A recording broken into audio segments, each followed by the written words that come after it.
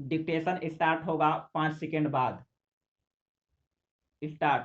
महोदया, पेयजल की समस्या की ओर लौटते हुए यह कहना चाहता हूं कि देश में ऐसे अनेक गांव हैं जहां अभी तक पेयजल की सुविधा उपलब्ध नहीं है। हमारे ग्रामीण क्षेत्रों में सामान्यतः यह स्थिति है कि गांवों में नहर तो हैं, परंतु इसके पानी को पेयजल के रूप में ग्रामीणों को उपलब्ध नहीं कराया जाता है। ग्रामीण अभी कुओं और तालाबों पर निर्भर करते हैं। यह तरीका अच्छा नहीं है। यह जल स्वास्थ्यकर नहीं होता है। यद्यपि हमारे पास कई विशेषज्ञ हैं, परंतु ग्रामीणों को सुरक्षित जल उपलब्ध कराने के लिए कोई भी योजना या कार्यक्रम तैयार नहीं हो पाया है। यह बहुत ही महत्वपूर्ण बात है।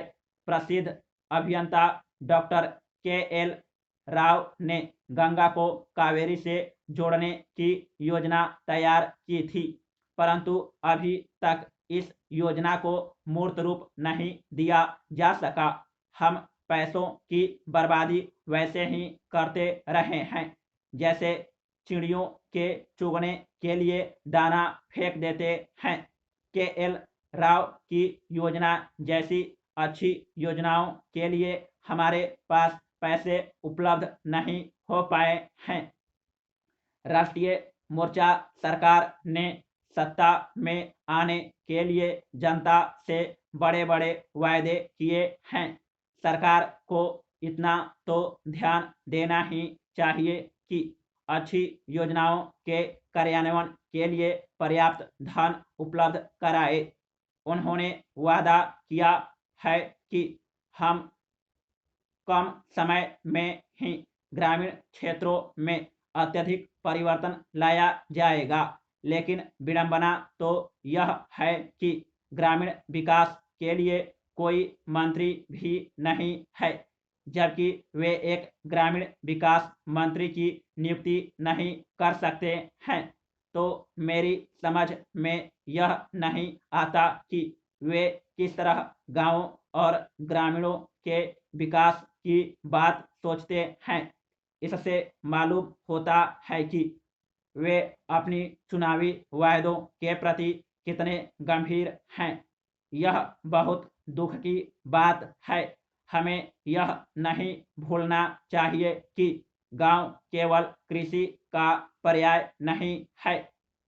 ग्रामीण भी उतने ही महत्वपूर्ण हैं जितना कि कृषि। Paragraph change. अतः गांवों का संपूर्ण विकास होना चाहिए।